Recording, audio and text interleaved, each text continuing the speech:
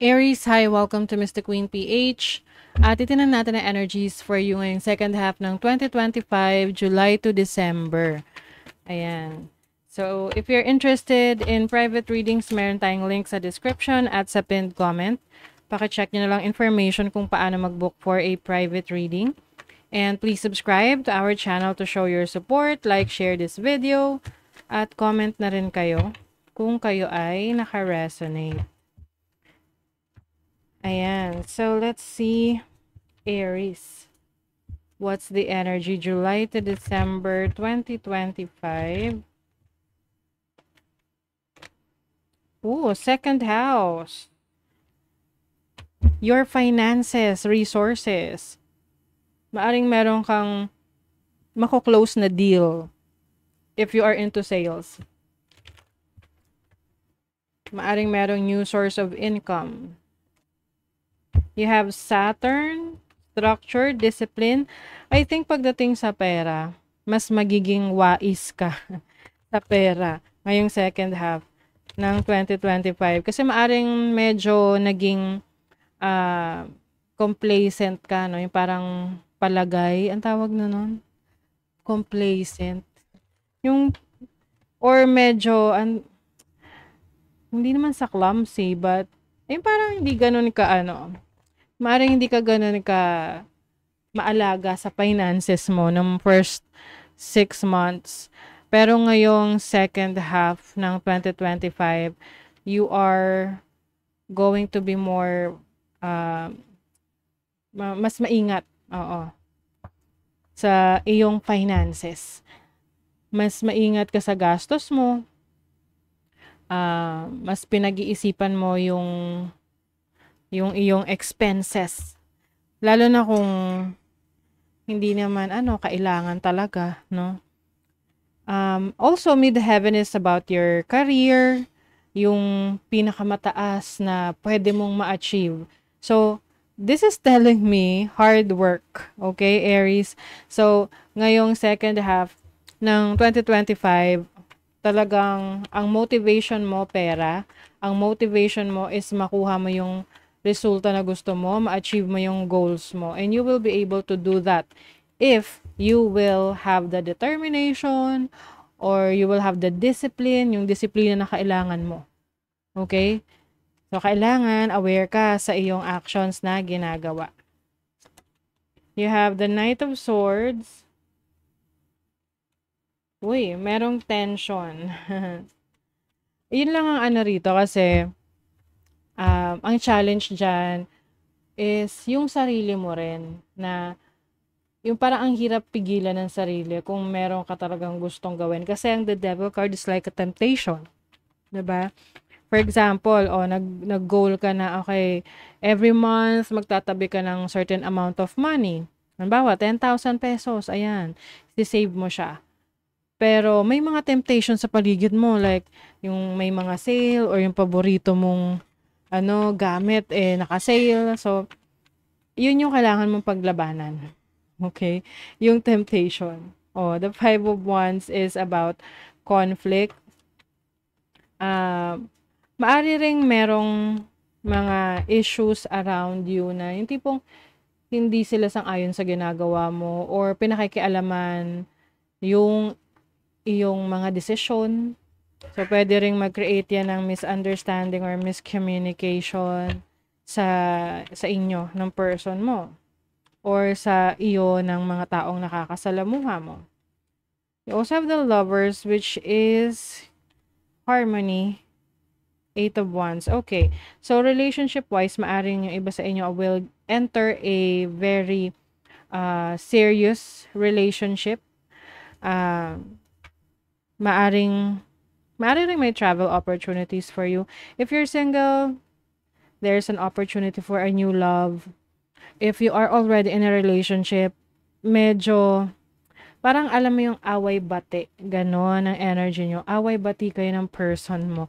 Pero naayos rin naman. Kailangan lang talaga yung proper communication sa isa't isa. Some of you, maari ring merong agreement na papasukin This can be a contract, no? Kontrata sa trabaho, sa career, sa business. Magiging busy ka ngayong second half ng 2025. Maari lang na, you might feel drained.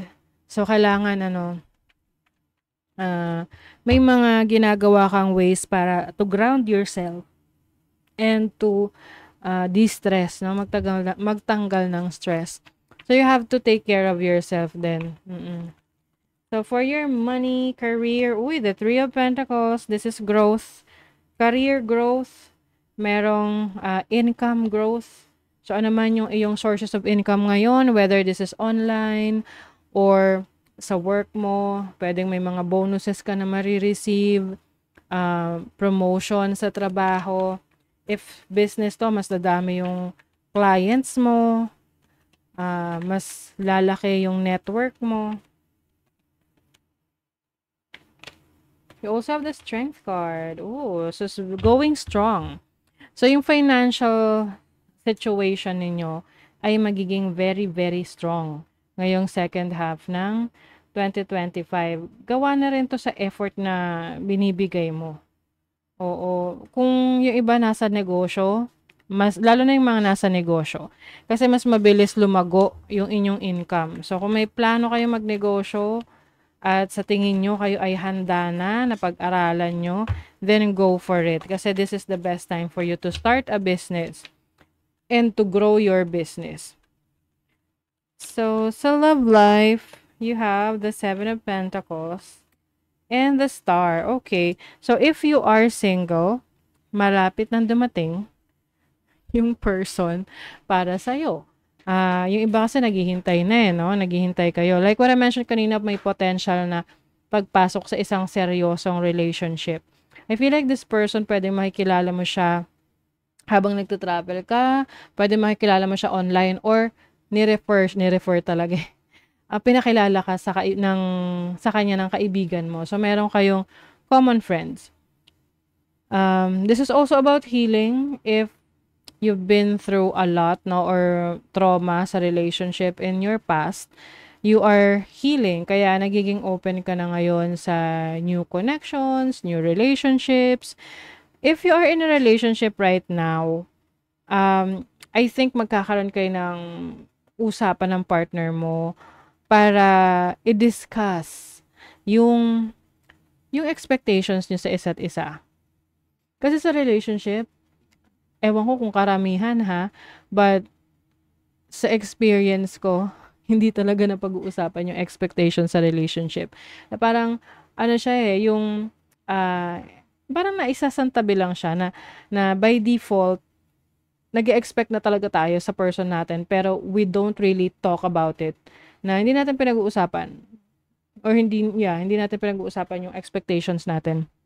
Kasi nga, alam natin na dapat ganun sa relasyon. Pero hindi pala. Kaya kailangan maging open kayo sa expectations nyo sa partners nyo. Ano yung gusto nyo? Pag-usapan nyo para hindi naman kayo ma-disappoint pag hindi niya naibigay yung ina-expect nyo kasi hindi naman niya alam. Okay, spiritual love. So some of you, maaring yung connection na masisimulan ninyo, this can be a soulmate connection, no? For some of you na parang bagong kakilala nyo pa lang ng person na to. Parang meron na kayong deep connection with that person. Meron kang challenge na malulusutan. Ma-overcome. Magagawan mo ng paraan. Exciting ang second half ng 2025 para sa iyo. Lalo na sa sa mga during the times na merong mga holidays or major events. Kasi may mga celebration Discord among friends or family. So, pwede rin magkaroon. I think nabanggit ko to sa inyo kanina, yung parang hindi pagkakaunawaan, no? Within the family members. So, or friends. Kasi dito nyo malalaman kung sino ang dapat nang iwasan, sino ang dapat mas pagtibayin ang connection, relationship, can be friends or family. Sabi nga nila, friends come and go. Okay. Be your own first priority. Ang ganda nito.